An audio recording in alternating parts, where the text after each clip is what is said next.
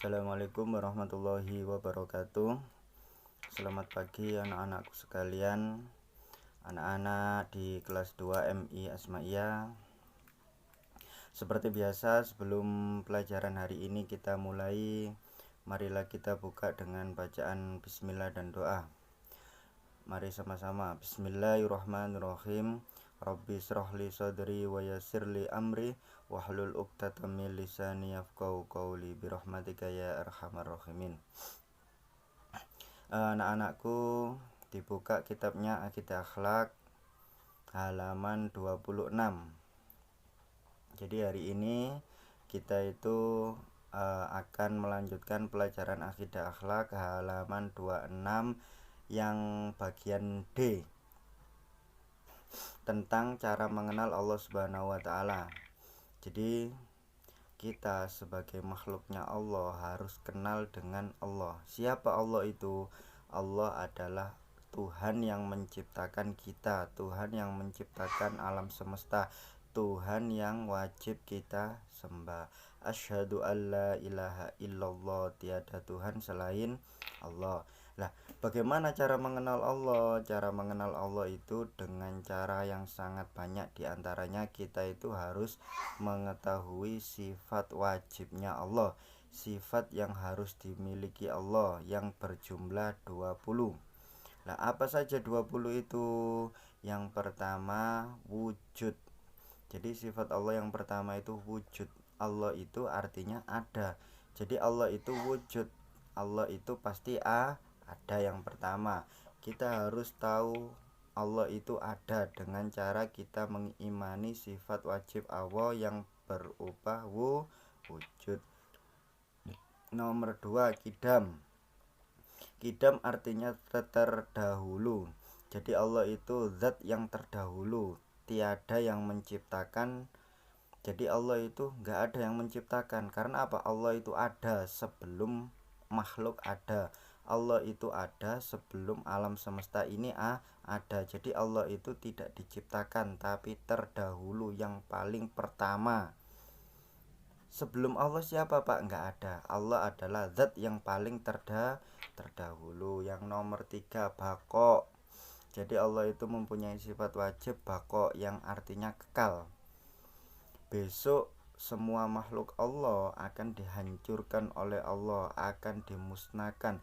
Kecuali siapa? Kecuali Allah. Jadi di dunia ini tiada yang kekal. Yang kekal hanyalah Allah. Jadi semua besok pasti hancur kecuali Allah Subhanahu wa taala. Terus selanjutnya Allah itu mempunyai sifat wajib yang keempat, yaitu mukhalafatu lil hawadisi, yang artinya berbeda dengan makhluknya. Jadi Allah itu berbeda dengan makhluk. Tiada yang menyamai Allah. Apakah Allah seperti kita? Tidak. Allah itu berbeda dengan makhluknya. Allah itu lebih sempurna. Allah itu pokoknya berbeda dengan makhluknya. Kalau kita namanya manusia, bentuknya ada mata, ada hidung, ada bibir, telinga, punya tangan, punya kaki. Hewan juga ada yang seperti kita, punya bibir, punya kedua tangan, punya kedua kaki untuk berjalan. Jadi kita itu sebenarnya itu bentuknya itu sama dengan manusia yang lain, tetapi Allah tidak ada yang bisa menyerupai bentuknya, karena Allah itu berbeda dari makhluknya. Yang kelima, qiyamuhu binafsihi. Qiyamuhu binafsihi itu artinya Allah itu berdiri sendiri. Allah itu tidak butuh kita, Allah tidak butuh kalian, kita yang butuh Allah. Kita yang butuh Allah. Tanpa Allah kita tidak bisa apa-apa. Tapi Allah berdiri sendiri. Qiyamuhu binafsihi. Qiyamuhu artinya berdiri, binafsihi dengan dirinya sendiri. Jadi Allah itu tidak butuh kita, malah kita yang butuh Allah. Terus yang nomor 6, mempunyai sifat wahdaniyah, yang artinya esa, wahdaniyah. Jadi tiada yang lain selain Allah. Allah itu esa. Esa itu artinya satu. Kalau kita punya saudara, punya adik, punya kakak, bukan satu lagi tapi 2, 3 dan 4. Tapi kalau Allah tiada punya saudara. Allah itu esa. Allah itu wahdaniyah. Wahdaniyah itu diambil dari kata wahid yang artinya satu. Nah, jadi Allah itu esa, satu. Tuhan itu hanya satu, yang wajib kita sembah hanya satu. Kalau Tuhannya dua, bingung. Sing situk kepingin siang, sing situk kepingin malam, sing situk kepingin udan, sing situk kepingin terang. Akhirnya bingung.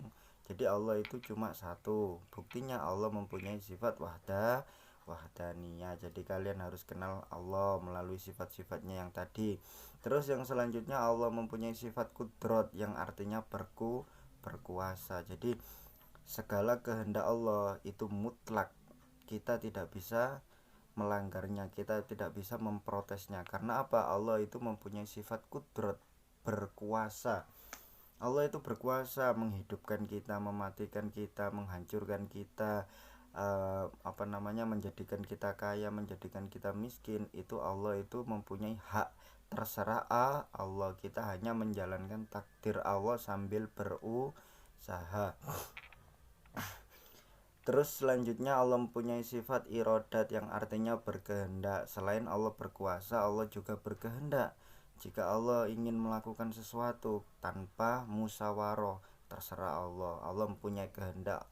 Allah pengen apa?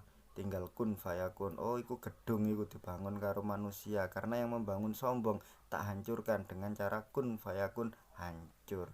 Jadi Allah itu kehendaknya itu tiada yang tahu. Makanya kita itu harus patuh kepada Allah. Biar apa? Biar Allah itu tidak murka sama kita. Nanti kalau Allah sudah murka sama kita, Allah berkehendak menghancurkan kita, kita akan binasa. Terus Allah itu juga mempunyai sifat wajib ilmu yang artinya mengetahui. Ilmu Allah itu seperti apa, Pak? Ilmu Allah itu luas. Bahkan jika lautan dijadikan tinta dan semua pepohonan ini dijadikan pena, tak akan mampu menulis ilmu-ilmu Allah. Karena apa? Ilmu Allah itu sangat luas. Bahkan Allah itu mengetahui semut hitam di gurun pasir yang gak kelihatan, Allah itu tahu. Karena apa? Ilmu Allah itu sangat luas. Kalau kita ilmunya terbatas. Makanya kita itu harus selalu menuntut ilmu. Utlubul ilmu walau bisin. Kita harus menuntut ilmu walau sampai ke negeri Cina. Kita harus menuntut ilmu mulai lahir sampai meninggal. Kalau Allah nggak pakai menuntut ilmu, karena apa? Ilmu Allah itu sudah luas. Allah nggak pakai belajar, sudah mengetahui segala apa yang gaib dan apa yang dohir, apa yang bisa dilihat dengan panca indera atau apa yang ada di hati kita. Jadi nek kerentek elek Allah pasti tahu. Kalau doa misalnya cuma dalam hati ingin sesuatu, Allah juga tahu. Terus Allah itu mempunyai sifat hayat yang artinya hidup. Allah itu pasti hidup. Kalau Allah itu tidak hidup, berarti dia itu mempunyai kekurangan. Jadi Allah itu mempunyai sifat hayat, hidup. Sampai kapan Pak hidupnya Allah? Selamanya atau kekal. Kalau kita juga mempunyai sifat hayat, hidup, tetapi hidup kita ada batasnya. Siapa yang menentukan batasnya? Yang menentukan adalah Allah. Kalau kita sudah waktunya mati, pasti mati. Tapi kalau Allah kekal, hayat, hidup selamanya. Allah juga mempunyai sifat sama yang artinya mendengar. Jadi Allah itu mempunyai sifat sama. Allah mendengar. Mendengar yang bagaimana? Mendengar apa yang tidak bisa kita dengar, apalagi yang bisa kita dengar. Misalnya kalian tahu nggak teman kalian di hati itu ngomong apa? Kalian pasti nggak tahu kan, tetapi Allah Subhanahu wa Ta'ala tahu, meskipun hanya dalam hati. Jadi sifat samanya Allah atau mendengarnya Allah itu tanpa batas. Kalau kita itu terbatas, tapi kalau Allah itu tanpa batas. Dan Allah juga mempunyai sifat basar yang artinya melihat. Allah itu maha melihat. Melihat yang apa? Melihat yang mana tidak bisa kita lihat. Allah itu melihat seluruh tubuh kita, bahkan bagian-bagian terkecil dari tubuh kita Allah itu tahu. Karena Allah apa? Mempunyai sifat basar yang artinya melihat. Nah, Kenapa Pak Allah kok bisa melihat seperti itu? Ya karena Allah itu berkuasa, Allah itu maha pencipta. Yang menciptakan kita adalah Allah. Jadi Allah itu tahu segala yang ada di diri kita, segala yang ada di alam semesta. Allah juga mempunyai sifat kalam yang artinya berfirman. Buktinya Allah mempunyai kitab yang jumlahnya ada 4, Injil, Zabur, Taurat, dan Al-Quran. Nah itu bukti Allah itu kalam, berfirman. Jadi Allah itu berfirman kepada siapa? Kepada nabi dan rasul yang dikehendaki dan kepada para malaikat. Besok ketika di akhirat Allah akan berfirman dengan kita, langsung kepada kita, menuntut kita. Hei Fulan, kamu dulu waktu hidup di dunia ngapain aja? Kamu saya titipi harta, kamu gunakan untuk apa aja? Bagaimana sholatmu? Lah itu besok pertanggungjawaban kita ketika ditanya oleh Allah di akhirat. Allah bertanya pada kita karena Allah mempunyai sifat kalam. Kalam itu artinya berfirman atau berbicara. Terus Allah mempunyai sifat qadiron yang artinya maha berkuasa. Jadi Allah itu, saya ulangi, mempunyai sifat qadiron, maha berkuasa. Wis sakarepe Allah. Semua yang ada di dunia ini terserah Allah, karena yang menguasai atau maha penguasanya adalah Allah. Di atas Allah nggak ada lagi. Jadi kita itu hanyalah manut. Ben selamat kita harus patuh sama Allah. Allah juga mempunyai sifat muridan yang artinya maha berkehendak. Jadi wis katik ditari. Allah kepengen membangun ya langsung bangun, kepengen menghancurkan ya langsung menghancurkan. Allah itu berkehendak, tiada yang menyuruh kehendaknya. Karena apa? Allah mempunyai kehendak sendiri, yang mana kehendaknya Allah tidak bisa kita bantah. Allah menghendaki, misalnya saudara kalian meninggal, terus kalian, ya Allah ojo, aku gak kepingin pisah karo saudaraku, gak bisa. Kalau Allah sudah berkehendak, semua pasti terjadi. Allah yang selanjutnya mempunyai sifat aliman yang artinya maha mengetahui loh, sama seperti ilmu. Allah mengetahui semua yang ada di dunia, semua yang tidak kita ketahui Allah itu mengetahui, karena Allah mempunyai sifat aliman yang artinya maha mengetahui. Dan selanjutnya Allah mempunyai sifat hayyan, artinya maha hidup. Allah tidak mati, Allah itu hidup. Ketika kalian tahu kata-kata maha, maha itu berarti di atas segalanya. Jadi kalau hidup itu hanya hidup, ada batasnya. Tapi kalau maha hidup itu berarti hidup yang kekal, yang tiada batas. Sami'an, maha mendengar. Jadi Allah itu maha mendengar segalanya, yang mana ketika kita disifati keringi, nah, kita hanya mendengar apa yang kita dengar, tetapi Allah mendengar apa yang tidak kita dengar. Terus Allah mempunyai sifat basiron yang artinya maha melihat. Seperti tadi Allah itu melihat semua yang tidak bisa kita lihat.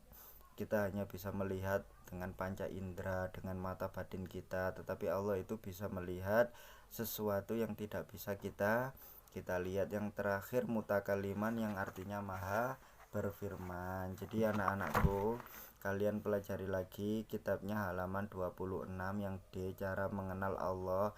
Di situ melalui sifat-sifat Allah yang jumlahnya ada 20, itu namanya sifat wajib bagi Allah. Allah itu harus mempunyai sifat wajib. Nek salah satu sifat wajib iki mau gak ono, berarti itu bukan Tuhan. Contoh, patung itu bukan Tuhan. Karena apa? Patung itu tidak hidup, patung itu tidak melihat, patung itu tidak berkuasa, patung itu tidak bergerak. Lah itu berarti bukan Tuhan. Karena apa?